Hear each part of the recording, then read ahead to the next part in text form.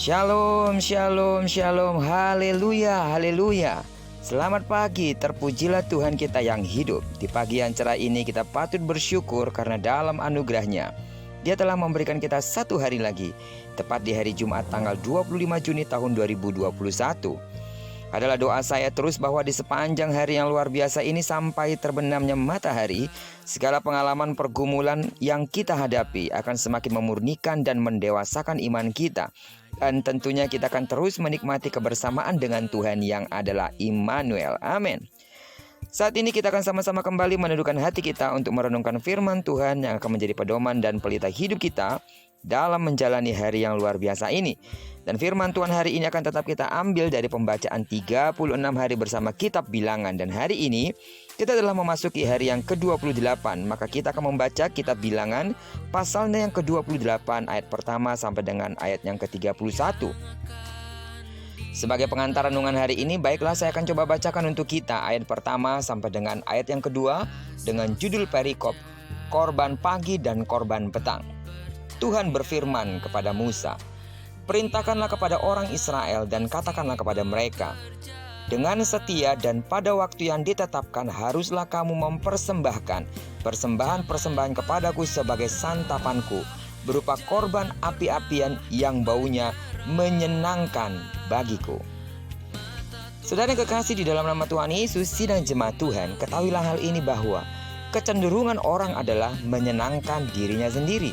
Mengapa demikian? Karena pada dasarnya manusia itu memiliki kecenderungan untuk mementingkan diri sendiri. Untuk menyenangkan hatinya, seseorang berusaha sedemikian rupa untuk memenuhi hobi dan kesukaannya. Saudara, menyenangkan diri sendiri itu sudah biasa dilakukan orang banyak.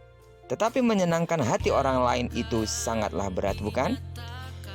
Kalau kita masih mengingat dulu sebelum masa pandemi, ketika sekelompok orang naik bis, naik kereta api, naik kendaraan umum lainnya.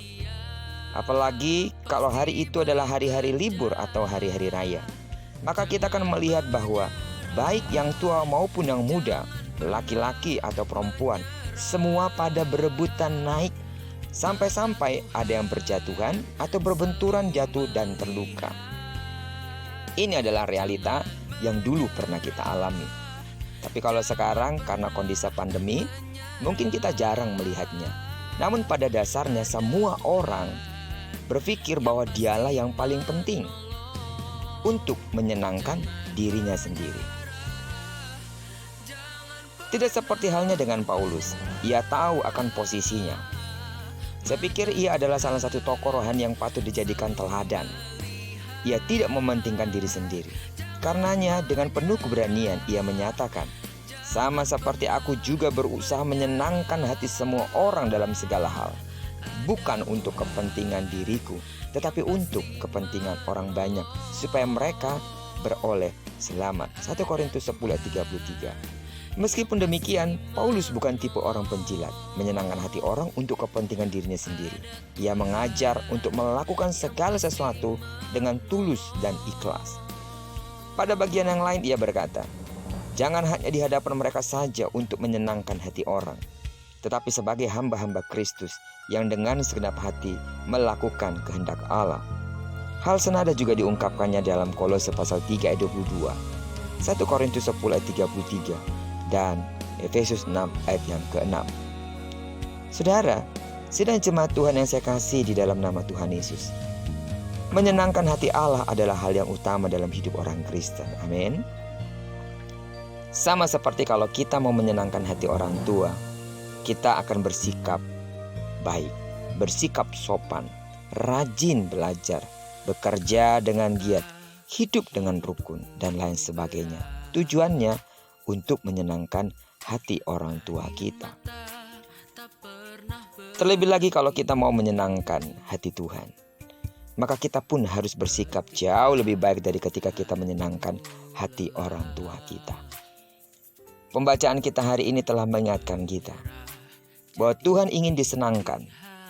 Dia mau seperti orang Israel mempersembahkan persembahan pagi dan juga persembahan petang, semuanya untuk menyenangkan hatinya. Kenapa? karena memang Dia layak untuk disenangkan. Terpujilah nama Tuhan. Belajarlah terus untuk menyenangkan hati Tuhan dengan bersikap benar dan setia, menuruti setiap firman-Nya, dan melakukan hal-hal yang harus kita lakukan sebagai orang-orang yang telah menerima kasih karunia Allah. Terpujilah nama Tuhan. Diberkatilah kita sepanjang hari ini dan digenapi firman-Nya yang berjanji bahwa apa yang dikerjakan tangan kanan dan tangan kiri kita dibuatnya berhasil. Kemanapun kaki kanan kaki kiri kita melangkah, di sana kemuliaannya akan dinyatakan. Dan diberkatilah kita bersama dengan orang-orang yang kita kasihi, bersama dengan orang-orang yang kita cintai dimanapun mereka berada. Terpujilah nama Tuhan. Shalom.